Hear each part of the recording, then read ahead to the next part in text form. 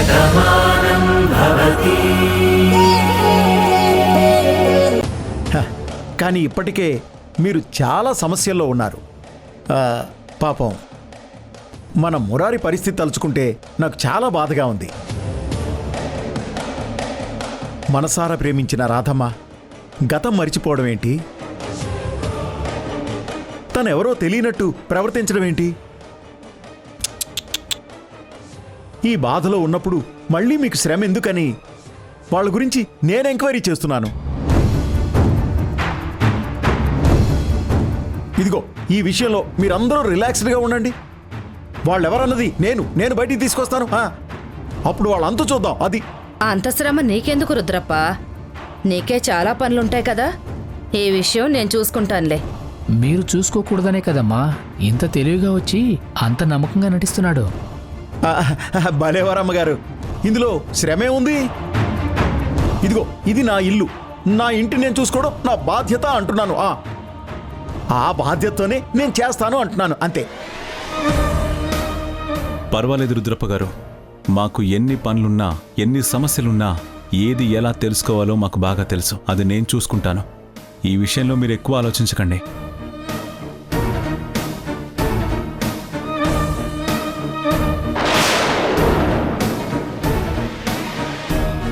శివ చిన్నప్పుడు ఇల్లొదిలి వెళ్ళిపోయాక మీనాక్షి ఎన్నో రోజులు బాధపడింది. ప్రతిరోజు కన్నీళ్లు పెట్టుకునేది.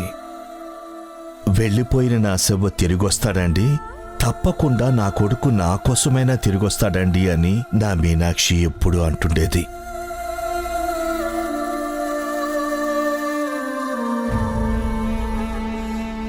వాడొస్తాడని ఎంతగానో ఎదురుచూసింది. కానీ ఎదురుచూసిన మీనాక్షి మాత్రం అందర్నీ వదిలి వెళ్ళిపోయింది.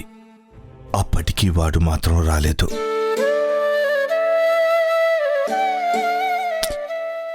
ఇకెప్పటికీ రాడేమోననుకున్నాను. నా కొడుకు జాడేక తెలీదులే అనుకున్నాను. కాని మా కళ్ళ ముందే ఉంటూ నిజాన్ని మాకు చెప్పుకోలేక, నీ మనసులోనూ దాచుకోలేక నువ్వెంత మదనపడ్డావో ఇప్పుడు అర్థమైంది నాన్నా.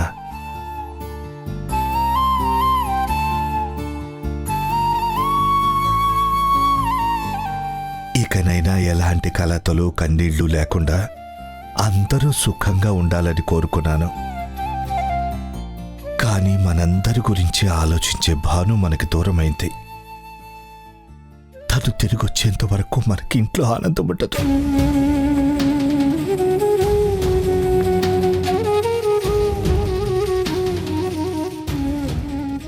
అబ్బో, ఈ మహానటుడి నటన చూడలేకపోతున్నాను. ప్రతి వాళ్ళు భాను గురించి ఆలోచించేవాళ్ళే. భాను బావుంటే బావుండు అని కోరుకునేవాళ్లే. భాను వస్తే మీ అందరికీ బావుంటుంది. కాని నా పరిస్థితి ఏంటనే భయం నాకు ఉంది.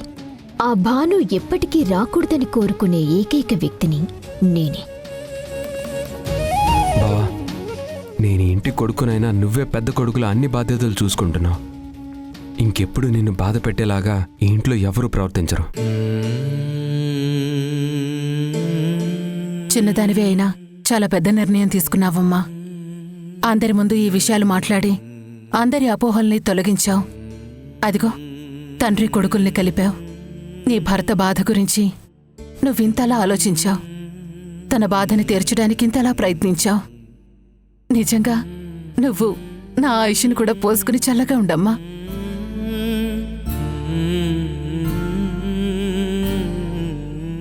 కాయలున్న చెట్టుకే రాళ్లదెబ్బలుంటాయని అందరూ అంటూ ఉంటారు. ఎందుకో తెలుసా? ఆ చెట్టు మన ఆకలి తీరుస్తుందన్న ఆశతో దాని నీడలో నిలబడి దాని పళ్ల కోసం రాళ్లతో కొడతారు. అది పళ్ళుచ్చి మన కడుపు నింపుతుంది.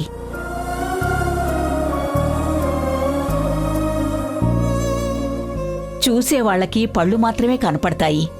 కాని ఆ చెట్టుకి గాయం తగులుతుందని దానికి మాత్రమే తెలుసు. ఆ చెట్టు నా వాళ్ల కోసమే నేను భరిస్తున్నాను, ఆ బాధని సహిస్తున్నాను, నా నీడలో ఉన్న వాళ్ల కడుపు నింపుతున్నాను అనుకుంటుంది.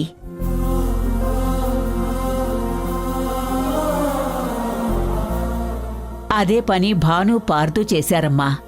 వాళ్ళు ఎంత బాధను అనుభవించినా ఈ ఇంటి కోసం ఆలోచించారు. ఇప్పుడు నువ్వు నీ భర్త కోసం ఇంత గొప్పగా ఆలోచించడం నాకిప్పుడెంతో సంతోషంగా ఉందమ్మా. అమ్మా చాందిని, ఇప్పుడు అన్ని సమస్యలు తీరిపోయాయి. అందరి మనసులో ఉన్న అపోహలు కూడా తీరిపోయాయి. అలాగే భాను కూడా వచ్చేస్తే మళ్ళీ మన ఇల్లు చిరునవ్వులతో ఆనంద నిలయంగా మారుతుందమ్మా.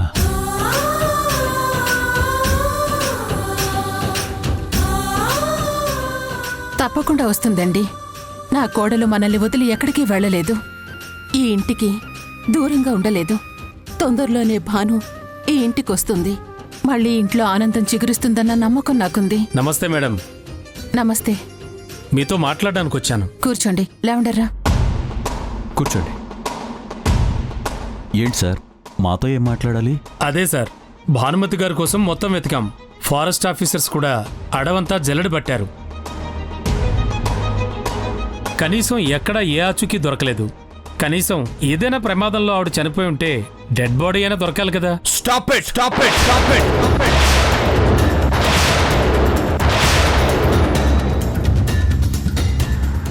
మాటలు మర్యాదగా మాట్లాడండి. డెడ్ బాడీ ఏంటి అంటే నా భాను చనిపోయిందని మీరు అనుకుంటున్నారా? తనకేమీ కాలేదు. తను ఎక్కడున్నా క్షేమంగా ఉంటుంది. ఇంకోసారి భాను చనిపోయిందనే మాట మీ నోట్ నుంచి రాకూడదు ప్లీజ్ సిఐ గారు. మీ బాధ నేను అర్థం చేసుకోగలను కార్తిక్ గారు. మీ భార్య మిస్ అయినందుకు మాకు బాధగానే ఉంది. తను వస్తుందని మీరు ఎదురు చూస్తున్నారు. తన గురించి ఇలాంటి మాట వస్తే మీరు తట్టుకోలేరని మేము అర్థం చేసుకోగలం.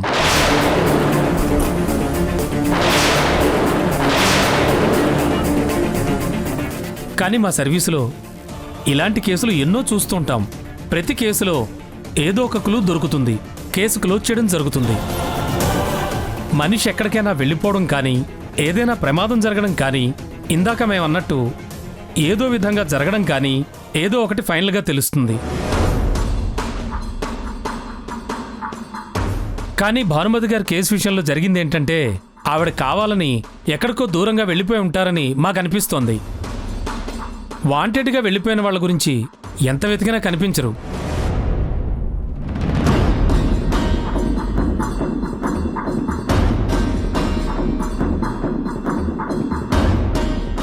సో ఈ కేసు ఇంకా ఓపెన్గా ఉంచి ప్రయోజనం లేదు. అందుకే ఈ కేసు క్లోజ్ చేయాలని డిపార్ట్మెంట్ నిర్ణయం తీసుకుంది. ఇది మీకు చెప్పడానికే వచ్చాం. మీకు బాధ అనిపించినా మేం చేయగలిగింది ఏమీ లేదు. I'm sorry madam.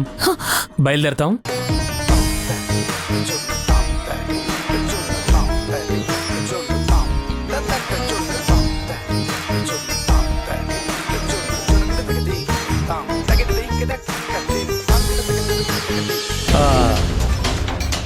సరే మురారి, ఈ ఊరు మంచి కోరుకునే కుటుంబం మీది.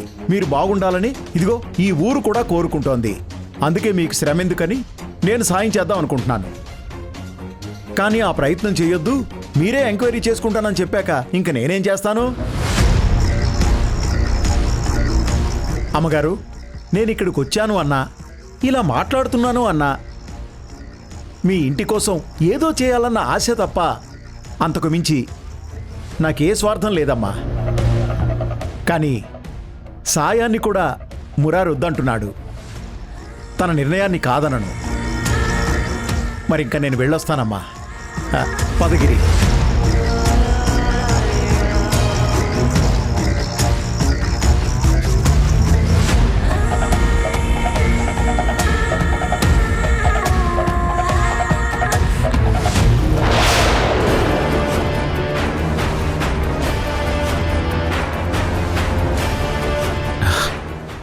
రాధా రాధా, ఆ ఫైల్ ఇవ్వు. ఇటివ్వు. ఏంటండి, ఎందుకలా ఉన్నారు?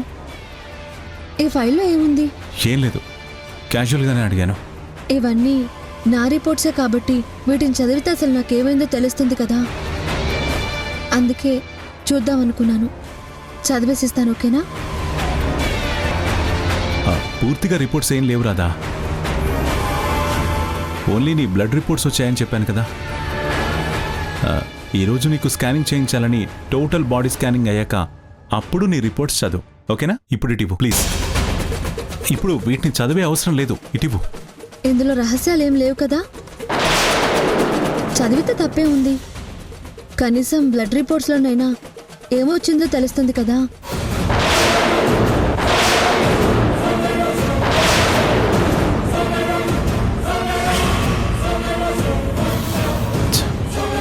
ఏ సత్య, ఇక్కడేం చేస్తున్నావు?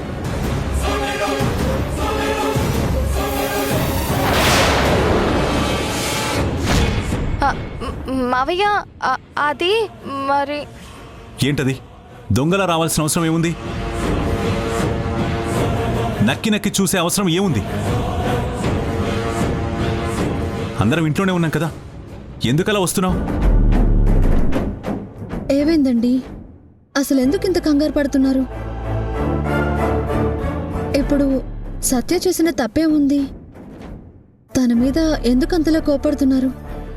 ఏం లేదు రాధా, తను రావాలనుకుంటే డైరెక్ట్గా రావచ్చు కదా, అలా మెల్లగా రావడం ఎందుకని.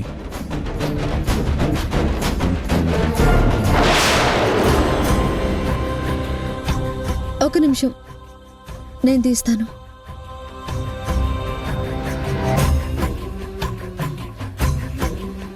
అసలు మనిషి ఏమైందో తెలియడం లేదు, ఎక్కడుందో తెలియడం లేదు, ఏం జరిగిందో తెలియడం లేదు. కేవలం అడవిలో మిస్ అయిందన్న ఒక్క విషయం తప్ప భానుకు సంబంధించి ఇంకేం అర్థం కావడం లేదు. ఇది ఇలా ఉంటుండగా కేసు ఎలా క్లోజ్ చేస్తారు?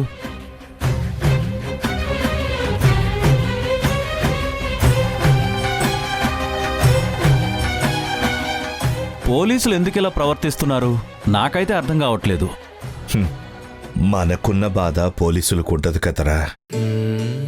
మన మనిషి కాబట్టి భాను గురించి మనం ఇంతలా ఆలోచిస్తున్నాం. వాళ్ళకి ఎన్నో కేసుల్లో ఇదో కేసు కాబట్టి ఎంత తొందరగా క్లోజ్ చేస్తే అంత మంచిదని క్లోజ్ చేద్దాం అనుకుంటున్నారేమో.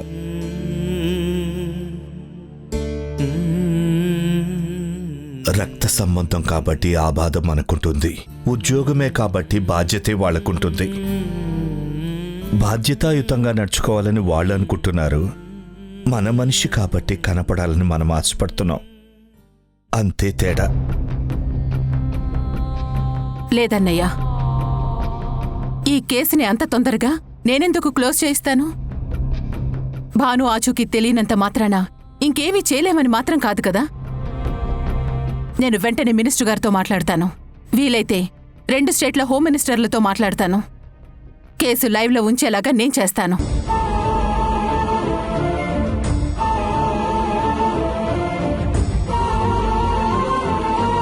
అవసరం లేదండి.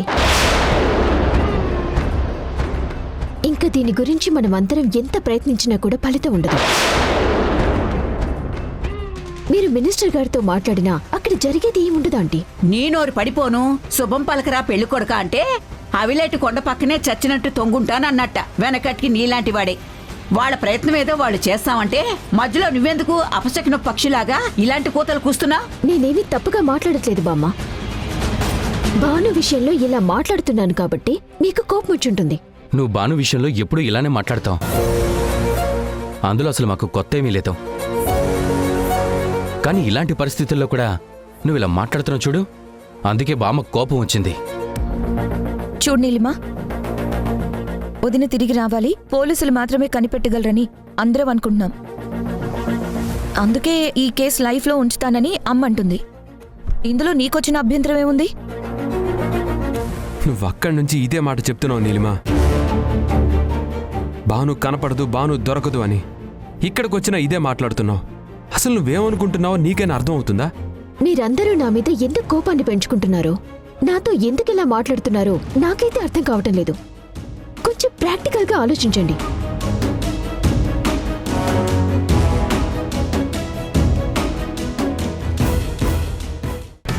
పోలీసులకి బాధ్యత ఉంటుంది, మనకి బంధం ఉంటుంది. బాధ్యత కలిగిన పోలీసులు ఇలాంటి నిర్ణయానికి వచ్చారు అంటే ఏంటి అర్థం? మనకి ఇదొకటే కేస్, కానీ పోలీస్ డిపార్ట్మెంట్లో ఇలాంటివి కొన్ని వందల కేసులు చూసుంటారు.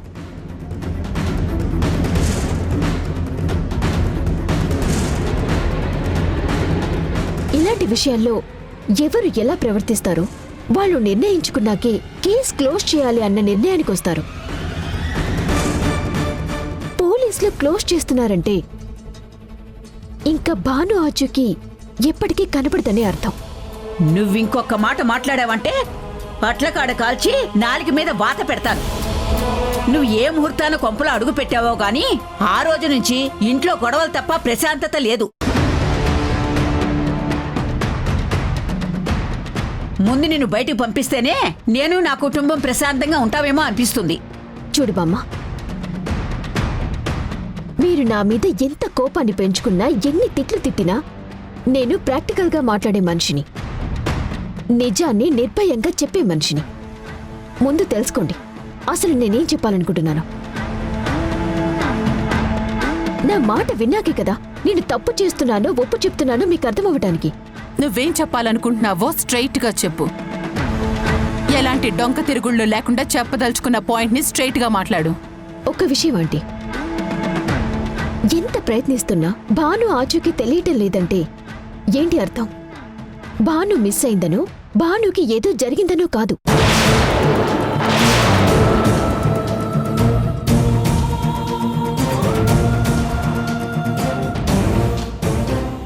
తను కావాలని ఈ కుటుంబం మీద కోపంతో దూరంగా వెళ్ళిపోయింది అని అర్థం. ఈ కుటుంబాన్ని వదిలేసింది అని అర్థం. ఇంకెప్పటికీ ఈ కుటుంబంలోకి రాదు అని అర్థం. ఏం మాట్లాడుతున్నావు నీలిమా? ఈ కుటుంబం అంటే భానుకి ఎంత ఇష్టమో ఇక్కడున్న అందరికీ తెలుసు. మరి అలాంటి భానుకి మా మీద కోపం ఎందుకుంటుంది? దానికి సరైన సమాధానం చెప్పకపోతే మాత్రం మర్యాదగా ఉండదు. నా దగ్గర ఆన్సర్ ఉంది కాబట్టి ఇంత ధైర్యంగా చెప్తున్నాను. భానుకి కుటుంబం మీద కోపం ఉంది అనటంలో ఎలాంటి సందేహం లేదు. ఎందుకంటే భాను బయటికి చెప్పకపోయినా తన తల్లి చనిపోవటానికి ప్రత్యక్షంగానో పరోక్షంగానో ఈ కుటుంబమే కారణమన్న కోపం భానులో ఉంది. అందుకే ఇలా కక్ష సాధిస్తోంది.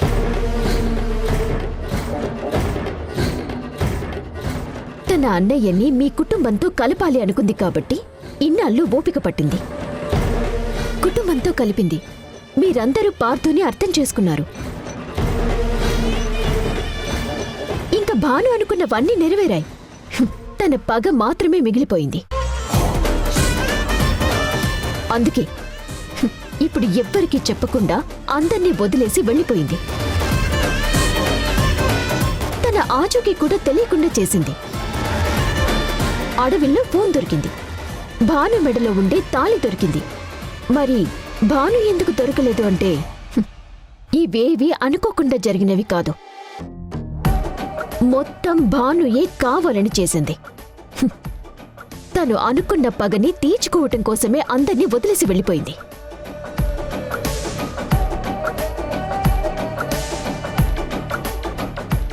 చివరికి కార్తీక్తో సహా ఇది అందరూ తెలుసుకోవాల్సిన నిజం. మీరందరూ తెలుసుకోవాల్సిన భాను నిజ స్వరూపం.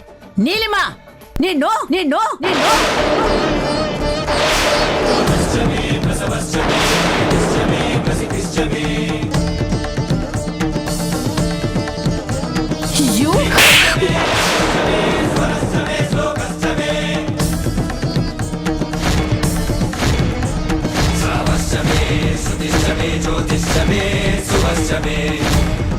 నా కోడలి గురించి ఇంకొక మాట తప్పుగా మాట్లాడావంటే ఇక్కడే నిలువునా చీరేస్తాను. నువ్వు నా కొడుకు స్నేహితురాలువని, మమ్మల్ని నమ్ముకుని ఇండియాకొచ్చావని చెప్పి నిన్నింతలా గౌరవించాను. చివరికి నీ మేనమామని కూడా నువ్వు కోల్పోయావని చెప్పేసి నీ వాళ్ళంటూ నీకు ఎవరూ లేరని చెప్పి నీ గురించి ఆలోచిస్తూ నిన్ను ఇంట్లో ఉండనిస్తున్నాను. అంతేకాని నా కోడలి విషయంలో నువ్వింకొక్క మాట తప్పుగా మాట్లాడావంటే నీకు మర్యాదగా ఉండదు. అది కదండి, మాట్లాడుకో అని చెప్పాను. ఇంకొక్క మాట మాట్లాడినా నేనేం చేస్తానో నాకే తెలీదు. భాను అంటే ఏంటనేది నాకు తెలుసు. తన తల్లి చనిపోయినందుకు తను బాధపడి ఉండొచ్చు. అప్పుడున్న పరిస్థితుల వల్ల మేమటు వెళ్ళకపోయి ఉండొచ్చు. కాని అమ్మమ్మ, కార్తీక్, ఆయన అందరూ వెళ్లారు. అక్కడ నిలబడ్డారు. భానుని ఓదార్చారు. ఈ విషయం భాను కూడా తెలుసు.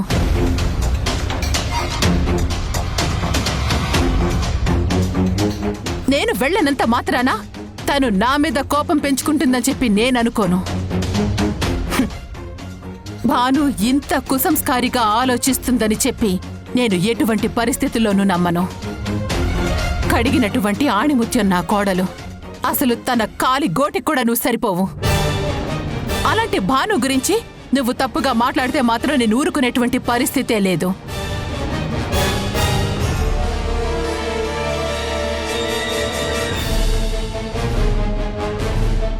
ఇప్పుడు చెప్తున్నాను విను. భాను బాగుంది, ఎక్కడో దగ్గర ఉంది. కానీ ఏదో కారణం చేత ఏదో జరగడం వల్ల భాను ఇక్కడికి రాలేకపోయింది.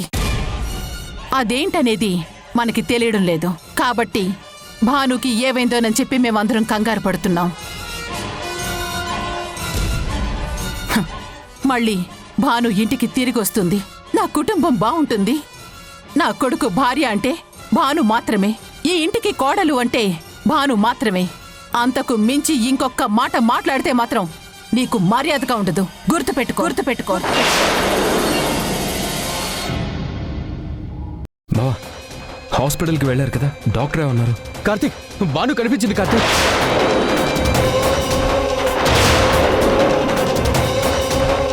నా బాను కనిపించిందా? హాస్పిటల్కి వెళ్తుంటే బాను మాకు కనిపించింది. ఎంత మంచి మాట చెప్పావు బావా. ఎక్కడుంది బావా?